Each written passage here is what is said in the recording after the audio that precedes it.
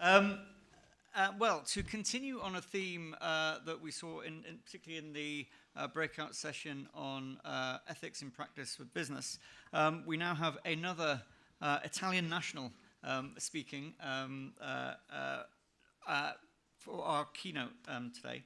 I'm sure most of you will know Luciano Floridi very well. He's Professor of Philosophy and Ethics of Information at Oxford University, and he's also Director of the Digital Ethics Lab at the Oxford Internet Institute, a world-renowned specialist in digital ethics, and somebody who we've been working closely with for the last couple of years as we've been exploring some of these issues. And I'm really delighted that Luciano is able to join us and do a keynote session for us today. So Luciano, please come join us.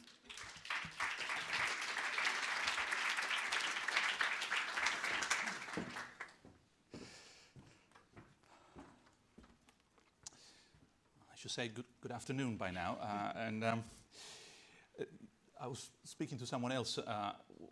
Some of you have heard the story about the judges and what happens when they decide about the destiny of individuals before and after lunch. Before lunch, they're really more strict than after lunch. So is that with that story in my mind, that with some apprehension, I'm going to entertain you for about 20 or so minutes, and maybe there will be some time for Q&A. Before starting, and hopefully the slides will be sufficiently visible to everybody, we heard a lot today, a lot of intelligent things, that puts more pressure on me, about how we can and are moving forward. And we do have a variety of initiatives in the UK that, at least in my little corner, where I see other things happening in other countries and in Europe, does put this country, and should I say my country, since I have a British passport, so it's coming, that's philosophy for you, in a leadership position. So you don't have to trust necessarily the politician who says so, but an academic, why not? So the UK is at the forefront in this particular debate, and I do share entirely, as you will see, slides prepared before the talk today, that ethics is a competitive advantage. It just is a long-term competitive advantage. And so in the short term, it may look like you are investing in the wrong context, you're spending more, you're not getting there. But in the long run, that is exactly where you want to be. So I think that behind that, there's the Centre, the Lovelace Institute, the APPG for Technology and Ethics, the Machine Intelligence Garage Initiative, the Digital Catapult. We are discussing the Sovereign Health Fund with the House of Lords. There's plenty of great initiatives. And in that context, what I'm going to tell you today is more, shall we say, an appetizer before the lunch. In other words, I thought I could remind you about a couple of things and why sometimes being so restrictive and so risk-obsessed when it comes to digital technologies may be a little bit sort of short-sighted. In other words, yes, there are problems, but when you read anything about the topic, remember, people normally speak of risk and benefits. That is wrong. It should be benefits and risks. It makes a hell of a lot of difference. This stuff is for good if we do a good job.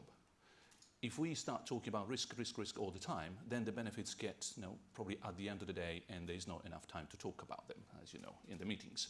So with that in mind, what I'm going to do is to walk you through just a few points organized in terms of background, AI, why that is a divorce is not a marriage, and a few challenges and how we address those challenges. So the background is that everybody and his uncle today is doing digital ethics. Even no, decided that was the thing. No, digital ethics and produce a strategic trend for 2019. So advantage? Definitely. And a lot of people are spending a lot of money. When you go around spending 1 billion on a program to study AI ethics, you know that on the other side of the Atlantic, well, they have donors. In that context, why AI is better understood as a divorce? Some of the problems we have is precisely because we are not engineering machines that are intelligent in any possible way that you would understand in this room. And if anyone raises their hand and says, oh, what do you mean by intelligence? The answer is, see the judges above, is I know it when I see it. Remember pornography? That's the same thing. No definition, but you know exactly what it looks like. So a lot of the things important in life, they don't have a definition. And we should stop immediately trying to find a definition. If you don't find it, then we have a problem. What about love or friendship or good politics or a crisis or intelligence? You know exactly what we're talking about. It doesn't have to be necessary and sufficient conditions in order so that water, H2O, we're not there in any possible way, and yet that's precisely a sign of the importance of these things. So intelligence is being detached from agency. By agency, I mean the capacity to perform a task, to fulfill a goal. As simple as that. And because of this divorce, in other words, we have machines and systems and networks that are increasingly able to perform tasks to fulfill a goal with enormous success without any need to be intelligent. Not even like the dog at home. Well, that is something that generates difficulties. But tasks, what kind of task? And then here's just a few things that, a bit of homework, but not so much. Now, when you have a task, you have a complex task or a difficult task. And this is an important distinction, and AI is helping us on both sides. So turning on the light is neither complex nor difficult. A child can do it. It's one operation, complexity, and it requires very little skills. When it comes to tying your shoes, well, that is a bit more difficult. It requires more abilities, but it's still very simple in terms of complexity. How many steps, and that's the computational complexity, the real thing, does it take? Well, not so many. But imagine dishwashing. Well, dishwashing is, on the other hand, simple. That's what my wife says. You can do it. Even a philosopher can do it. And yes, it takes a lot of steps. There's complexity for you. But then ironing and pressing, I remind my wife that is a neuroscientist exercise because it requires abilities which a philosopher doesn't have. And therefore, ironing and pressing is the thing. So this is the space in which agency is operating, and what AI is doing, sometimes we think, oh, is replacing human beings. Not so, I'll show you in a moment, not necessarily the interesting point, but is shifting the degree of difficult task we can handle and the degree of complex task we can handle. That is where the future will be staggering. We have been stuck, as it were, with a particular size of nails because that's the hammer we have. Bigger hammer, fantastic nails you can approach. The degree of complexity and difficulty you can handle with those tools is amazing. So why the success? So we've been transforming the world in something that is friendly to these particular systems. Lower cost, more computation, more data, better machine learning, better algorithms, more Internet of Things, more on life. We're all connected at some point. And inevitably, the digital natives are artificial intelligence systems, not us. And therefore, they operate quite successfully. Not in this way. This is interesting, but I'll show you just for a moment. This is a robot that's supposed to do, well, as I said before, ironing, which is complex and difficult. And so it's an extraordinary achievement. Someone has to put the shirt there in the first place, by the way. But this is not the future. Remember what I said? AI is successful because we're transforming the world into something that is friendly to AI. So this, it looks much more like the future.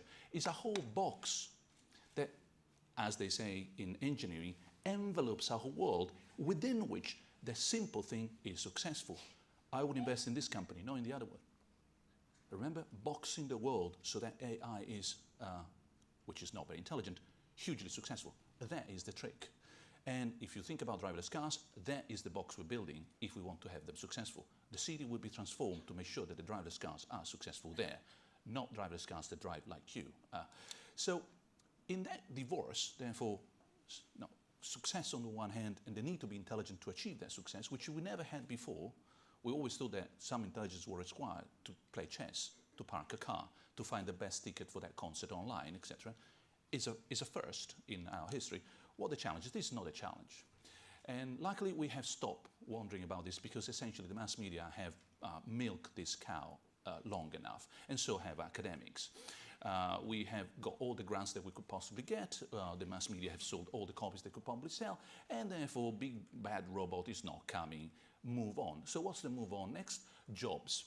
More on this in a moment. So chapter 2 in the zombie stories is not Robocop, but they are coming for your job.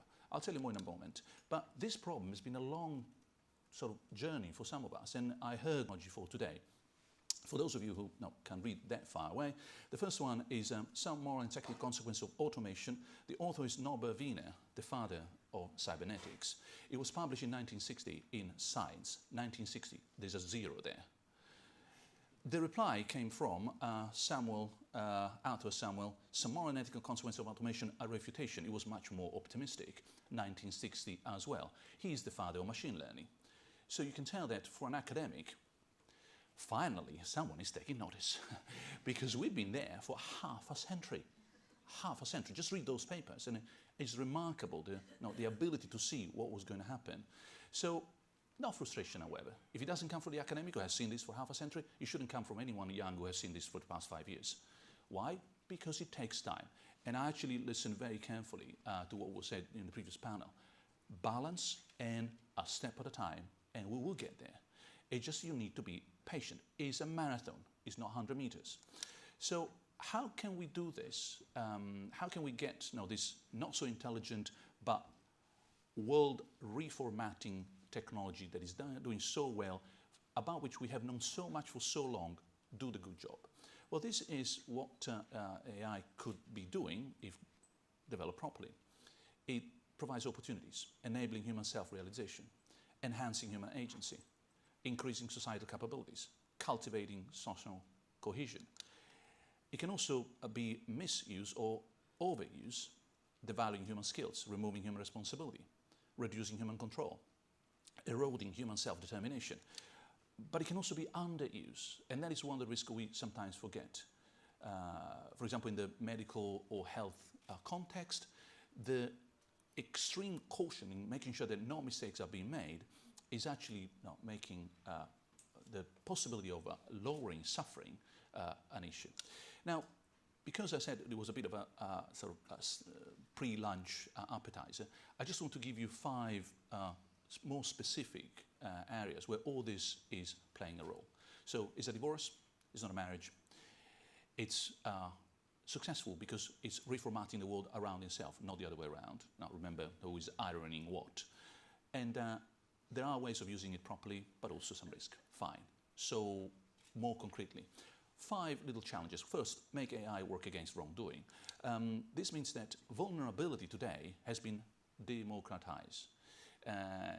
Any bank, any airline that loses data or mishandle processes affects everybody.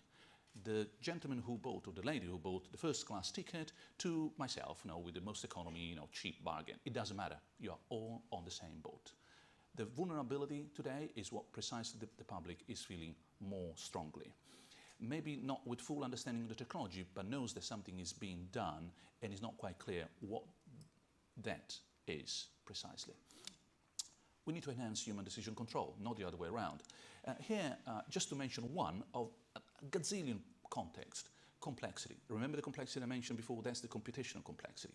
How many steps does it take to solve that problem? Well, in this case, we are living in increasingly complex societies, and those are the number of people living in huge, humongous cities, and it's not very controversial. Essentially, say 3/4, 4/5 of humanity will live in large, big London. That is a context where AI is going to be fundamental to make things work. And if we want to have a decent environment, socially speaking, over there, technology is the solution. We need to support human responsibility, not the other way around. Well, in this case, I could mention care and care of the environment as something that sometimes we forget. You hear a lot about human-centric AI. That is so 20th century. It's so outdated. The reasons why we got in this particular predicament is because we have been human-centric for too long. Maybe we need to be more like planet-centric, everybody and his uncle-centric, but not just about us. It's not just because I'm worth it, okay? It's also because the other side is playing a role, and the environment is hugely on the side of getting some benefit here. Here I want to be quick because I know you know, so we come from a circular economy where essentially, good old days, no one was wasting anything because there was nothing to waste. Of that particular animal, you would recycle and use every bit of it. Technology made us move from a circular economy to a linear economy. We started throwing away the bottle because the bottle was not necessary to put the milk in it next day.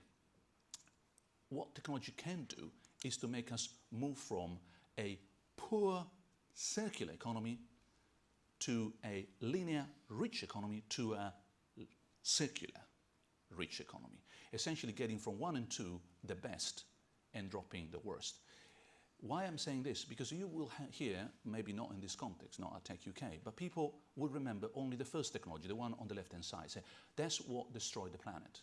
Your average green guy, now, and I meet quite a lot of students like that, young people say, oh no, technology, it's bad for the planet. Yes, you're right, it was. We needed to move from circular to linear, we need richness. Now we need the same technology to move to circular as in the past, and rich, because we will be everything, recycling, reusing, redesign, etc. Without that particular power, we won't get there. So here, the green and the blue, the green of the environment and the blue of digital technologies are the best allies we can possibly think. That is also an advantage. Make AI work for humanity. Work here is, as I said, the second chapter of scaremongering. That's where we start milking the cow, you sell more newspapers. Remember, you don't sell anymore about the zombies coming, but you do sell by saying it's going to take your job. Read this article. Well, this is the American Trucking Association report about how many jobs are going to be available and not filled in the trucking industry in the United States. By the time we get to 2021, 2020, there will be something like 240,000 jobs available and not enough drivers. Why? Because someone at some point sold the idea that it's going to be driverless anyway. You must be joking. Oh, by the way, an average salary for a truck driver in the United States is what an associate professor in a university earns. So I remind my students that no, there are other ways of earning their salary. There's plenty of jobs there. Not the best students. Now, why am I saying this? Because the narrative is everything. I mean, we should stop not selling silly things. Now, this is the car industry, the people who actually make cars in the United States. The big dent there is the financial crisis. We're almost back to normal employment in a car industry, which has been sort of using automation since the 60s to get rid of people. So clearly, if those are the contexts, if Japan has the highest ratio between robots and human beings, and yet there's no unemployment there to be seen, something is not quite right about the robots are coming, they're taking your job. There are two mistakes here. One, work is not finite. As anyone does any chores on Sunday, there's an endless amount. You just run out of time. And the difference is that digital technologies in this particular case, but technologies in general, they raise the bar of what is economically viable of the endless amount of work doable. And therefore, I would expect a huge transformation. Pain to no end, yes, but a better society potentially coming out of this if we do the right thing? Absolutely. So it's a matter of governance, it's a matter of design. If we do the right thing, it will be a better outcome. This is, for example, and it was just anything I could find recently, Lloyd Banking Group revamped the affect thousands of jobs, is cutting 6,240 jobs and creating 8,240. Are they insane? No, the analog jobs are going, the digital are coming. So there's a difference of 2,000 jobs. Now, don't get me wrong, I'm on record, so no rosy picture. I'm a philosopher. I can do dark pictures easily, anytime. So it's a piece of cake. But let's rebalance the story here. It's complicated. We don't quite understand it. It's going to be painful, but also a matter of success. Shall we get their story right? Remember, second chapter, let's get rid of it as well. The zombies are not coming. They're not coming for your jobs either. So make us more human. Well, this is the challenge to autonomy. This is very serious, and I'm not talking about the lady, I'm talking about the child. That child will grow in a world where Netflix recommends the next movie, where Amazon recommends the next thing you might want to buy, when TripAdvisor tells you that maybe if you enjoy that holiday, there's another holiday of the same kind. Day, after week, after months, after year, by the time that little child is 20 years old, the impact will be significant. You would never have bought Plato because it was always recommended Aristotle, shall we say, for a picture.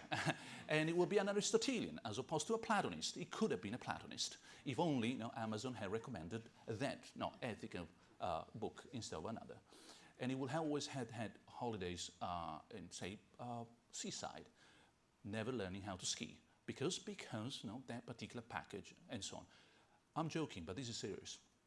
The gentle nudging that all these technologies will be increasingly exercising on our malleable, free, uncertain character will be strong.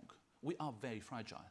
The 20th century picture of us being rational, well-informed, choice theory, market will decide, was a fiction. Not even economists believe into that. And yet we're still using these technologies as if that were the case. So what can be done? We heard a lot today, of course, about ethics, and I'm coming to the end. Ethics sometimes is understood as we learn it from, shall we say, our parents or grandparents. Don't do this, don't do that. Or is the hard ethics. South Africa apartheid, I don't care, that is the law. It's wrong, ethically speaking. That's correct, that's fine. There's another side to the picture, which is the more, shall we say, gentle, the softer ethics approach. That is post-compliance. It assumes that the rules of the game are more or less quite okay, as they are in this country. That the GDPR is more or less quite okay. That our laws are pretty much on the right side of the ethical debate. And so the discussion becomes not how can I fight the law, because the law is quite okay. Improvable, but pretty much doing a good job, is what can I do more and better? Remember, the advantage on top of that. The analogy here will be understood by anyone, because it's understood in Brussels. Law provides the rules of the game. No one has ever won any game by playing only by the rules. Or I would be the best tennis player in the world, the best chess player in the world. You need to have a strategy, something more. Of course, the rules are necessary. Otherwise, you're out of the game. But how do you win the game? By playing according to the rules. That is the advantage we're talking about here. And remember what I started here? This is where the UK is able to win easily. We should not miss that opportunity. So feasibility, of course, remember not 2 chapters, the zombies are not coming, and they're not necessarily getting every job. Is the complexity and difficulty of task that will be really affected. Compliance, absolutely, and human rights. As we said, there's a lot of unanimity on that, so we should not forget. We've done some work in the context with the AI for People, a project on the ethics of AI. You can download the open access paper where we provided 5 ethical principles and 20 recommendations to the European Commission and European Parliament on how to implement a socially good AI on the basis of what I just told you. So this is absolutely concrete, and please do download the paper. And remember, just in case, and since we are on record, those 5 principles have been published this month. Anyone who accidentally might actually find those principles repeated almost verbatim in some documents not coming from London, from another place in the continent, knows where they're coming from. So, not plagiarism, I would not dare to say that, not at all. I did not say plagiarism. They are 5, beneficence, non-maleficence, autonomy, justice, and explicability. The first 4 come from bioethics. Why? Because we have decades of experience there. And they're good. They're good for the environment, for society, for the individual. So inevitably, that's easily importable. The number 5 is a new thing. Because in bioethics, you don't have autonomous agents taking care of, say, human beings, or autonomous agents making decisions about human beings. And so explicability, which is a word we coined for this particular document, covers 2 things. You need to have intelligibility, what's going on, and explainability. Do I get what's going on? The intelligibility is for the engineer, is for the people with a PhD. I don't care. I don't want to be having any intelligibility when it comes to my TV, so please go ahead. But explainability, well, I would like to know exactly why that decision was taken and why I feel that there's a bias. So that is a principle, and we come to very much the conclusion here. Soft ethics has a twofold force: risk management and opportunity strategy. We have plenty of publications that not only made predictable, but predicted Cambridge Analytica. Predicted, no, the sort of fake news. We're talking about publications that myself and my group had in the 90s. So, a bit of frustration? No, that's academic work. You see the future and you wait for people to get there at some point. But risk management is what exactly we need in order to win according to the rules. Remember, the law and the strategy to win according to the law. An opportunity strategy so that nothing is missed because it was doable, and all we need is some certainty. The law is there and ethics is there to make sure that we can do more. It's an enabler, not necessarily don't do this, don't do that as our paths. The new challenge is not technological innovation. We need that, absolutely. I mean, with the digital catapult, we're doing an enormous amount of work, and it's crucial. That's the engine. But the real challenge today is the governance of the digital. The country that will get there first will have an enormous advantage, knowing exactly what world you want to build, what society you like, and making sure that pluralism and consensus is behind that picture. That is politics with capital P. The politics that that Aristotle and Plato above were talking about. We should think deeper, as we do here. That's it. No, mind all the people around this room. Well, thank you, techUK, because this is the forum where you have this kind of discussions. We should be mindful, not necessarily too careful. Mindful means knowing your risk and taking a risk-assess, intelligent, balanced decision. Mindful is not simply, let's not do it just in case. We should care more for the whole thing, 360 degrees. Let's make sure that that sort of anthropocentrism is not going to ruin the world even more.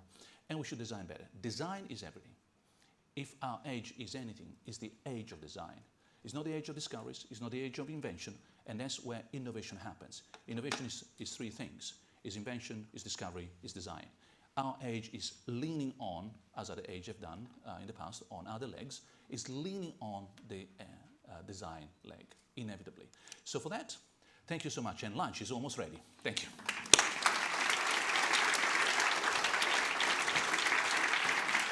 Do we have... Well, thank you, Luciano. Being mindful of the fact that we've got about 45 minutes to get everybody fed.